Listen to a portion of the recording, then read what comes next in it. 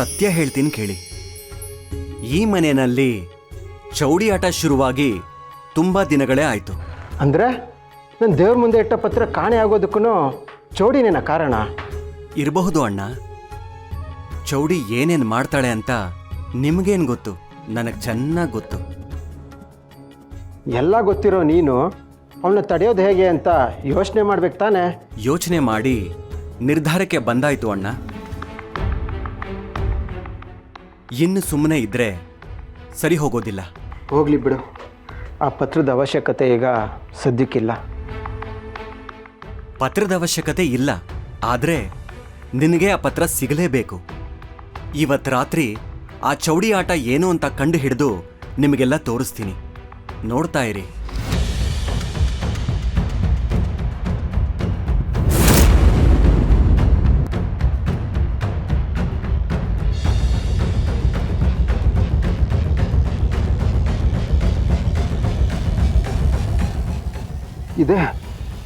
ಇದೇ ನಾನು ದೇವ್ರ ಮುಂದೆ ಇಟ್ಟ ಪತ್ರ. ಮೇಲಿಂದ ಹೇಗೆ ಬಿತ್ತು? ಇದೇ ಅಣ್ಣ ಚೌಡಿ ಆಟ ಅಂದರೆ.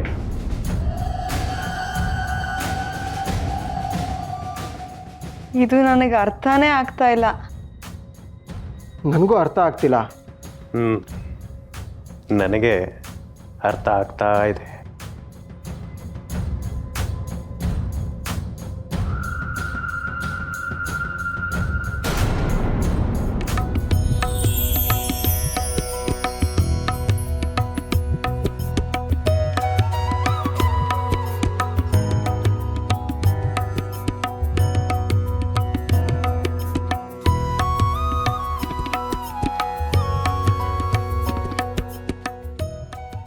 ಮಠ ಇಷ್ಟೊಂದು ಪ್ರಶಾಂತವಾಗಿದೆ ಅಂದರೆ ನಾನೇನೂ ಕೆಲಸ ಮಾಡ್ತಾ ಇಲ್ಲ ಅಂತ ಅರ್ಥ ಗೋವಿಂದ. ನಾವಿದ್ದ ಕಡೆ ಏನಾದರೂ ಆಗ್ತಾ ಇರಬೇಕು. ದೈವಶಕ್ತಿ ಇರೋ ಕಡೆ ನಮ್ಮಂಥವರು ಇರಬೇಕು ಗೋವಿಂದ. ನಿಮ್ಮನ್ನು ನೀವೇ ದೆವ್ವ ಅಂತ ಕರ್ಕೊಳ್ಳೋದು ನಿಮ್ಮ ನಿಯತ್ತು ತೋರಿಸುತ್ತೆ ಗುರುಗಳೇ. ಏನೋಪ್ಪ ನಿನ್ನ ಅಭಿಮಾನ. ನಾವು ಅಂದ್ಕೊಂಡಾಗೆ ಆ ಸತ್ಯವತಿ ಅಮ್ಮನ್ನ ಮುಗಿಸಿದಿದ್ರೆ ಇವತ್ತು ನಾನು ಮಠದ ಉತ್ತರಾಧಿಕಾರಿ ಸ್ಥಾನದಲ್ಲಿ ಕೂತಿರ್ತಾ ಇದ್ದೆ ಗೋವಿಂದ. ನಿಮ್ಮ ತಲೆಯನ್ನು ಖಾಲಿ ಸೋರೆ ಬುರುಡೇನೆ. ಮನೆ ಹಾಳು ವಿದ್ಯೆಗಳು ತುಂಬಿ ತುಳುಕ್ತಿರೋ ಶಸ್ತ್ರಾಗಾರ ಬಿಡಿ, ಇನ್ನೊಂದು ಪಾಶುಪತಾಸ್ತ್ರ. ಬಿಡ್ತೀನಿ ಗೋವಿಂದ, ಬಿಡ್ತೀನಿ. ಸುಮ್ಮನೆ ಇದ್ರೆ ನಮ್ಮ ರಾಶಿಗೆ ಅವಮಾನ. ಏನೇ ಆದರೂ ಇದು ಕೆಟ್ಟವ್ರಿಗೆ ಅಲ್ವಾ ಕಾಲ. ನಮ್ಮಪ್ಪನಿಗಾಗಿರೋ ಅವಮಾನನ ನನ್ನಿಂದ ತಡ್ಕೊಳಕ್ಕಾಗ್ತಾ ಇಲ್ಲ. ಏನಾದರೂ ಮಾಡಲೇಬೇಕು ಗೋವಿಂದ. ಏನು ಮಾಡ್ತೀರಿ?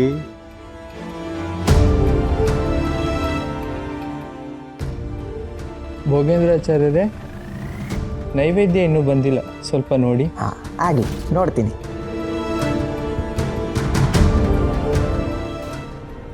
ಏನು ಮಾಡ್ತೀನಿ ಅಂತ ಕೇಳಿದೆ ಅಲ್ವಾ? ಇವಾಗ ಬಾ, ನಾನೆಂಥ ಶಕುನಿಗುಟ್ಟಿದ ಚಾಣಕ್ಯ ಅಂತ ತೋರಿಸ್ತೀನಿ ಗೋವಿಂದ.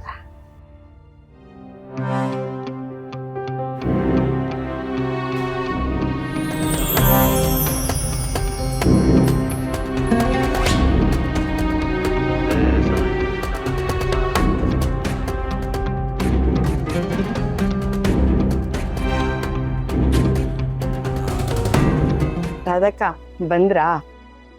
ಭಾವನವ್ರಿಗೂ ನಮ್ಮನೆಯವ್ರಿಗೂ ಇಷ್ಟ ಅಂತ ಅಮ್ಮ ಒಚ್ಚಾವಿಗೆ ತಯಾರು ಮಾಡ್ತಿದ್ದಾರೆ. ಅಯ್ಯೋ, ವತ್ಸವಗೆನಾ? ಹೇಳಿದ್ರೆ ನಾನೇ ಒತ್ತು ಕೊಡ್ತಿದ್ದೆ. ಅದು ನಮ್ಮ ಮನೆಯವ್ರಿಗೆ ಪ್ರಿಯವಾದ ಕೆಲಸ ರಾಧಕ್ಕ. ಯಾವಾಗಲೂ ಅವರೇ ಅಂತೆ ಒತ್ತೋದು. ಆದರೂ ಈ ಶಾವ್ಗೆ ಅಂದರೆ ರೇಜ್ಗೆ ಕೆಲಸ ನೋಡಿ.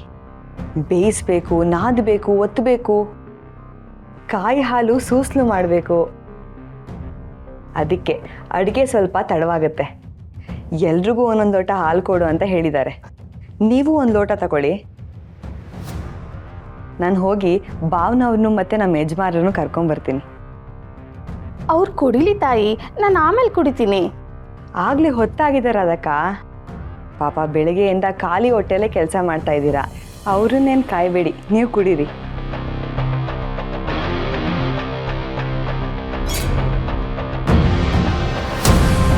ಅವ್ರಿಗೇನು ಕಾಯೋಕೆ ನಂಗೆ ಬೆಪ್ಪೆ. ಏನೋ ಬಾಯಿ ಮಾತು ಕೇಳಿದೆ.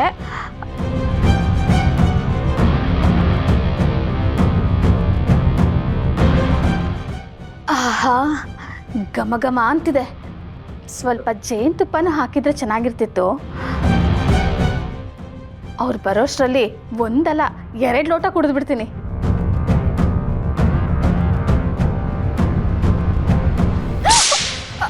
ಅಮ್ಮ, ಇದೇನಿದು? ಯಾರೋ ನನಗೆ ಚಾಟಿಲ್ ಹೊಡೆದಂಗಾಯ್ತು. ಯಾರು ಇಲ್ವಲ್ಲ? ನನ್ನ ಭ್ರಮೆನಾ?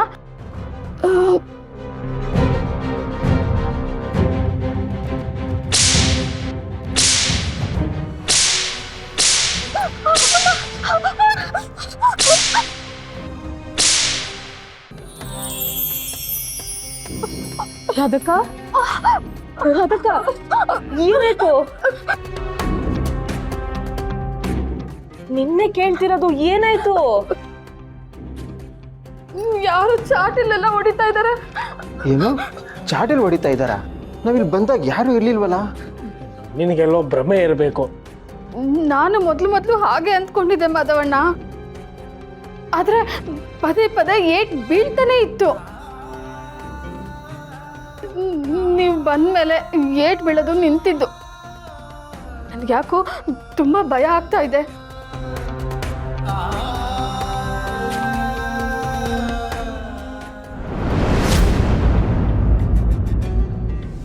ಅರೆ, 4 ಲೋಟದಲ್ಲೂ ಹಾಲಿತ್ತು, ಈಗ 1 ಲೋಟದಲ್ಲೂ ಹಾಲಿಲ್ವಲ್ಲ?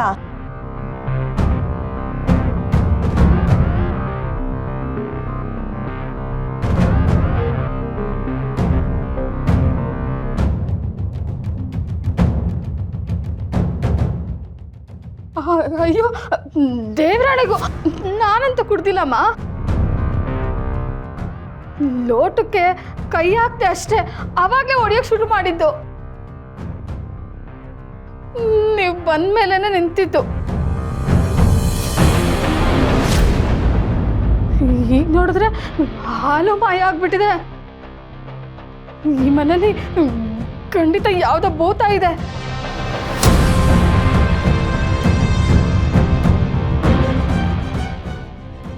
ನೋಡಿ, ಮನೇಲಿ 3 ಹೊತ್ತು ಭಗವಂತನ ಪೂಜೆ ನಡೀತಾ ಇರುತ್ತೆ. ಸದಾ ಸತ್ಕರ್ಮ ನಡೆಯೋ ಜಾಗದಲ್ಲಿ ಭೂತ ಎಲ್ಲಿಂದ ಬರಬೇಕು? ಅಂದ್ರೆ ಏನ್ ನಿಮ್ ಮಾತಿನ ಅರ್ಥ? ಹಾಲೆಲ್ಲ ನಾನೇ ಕುಡ್ದು ಕತೆ ಕಟ್ತಿದ್ದೀನಿ ಅಂತನಾ?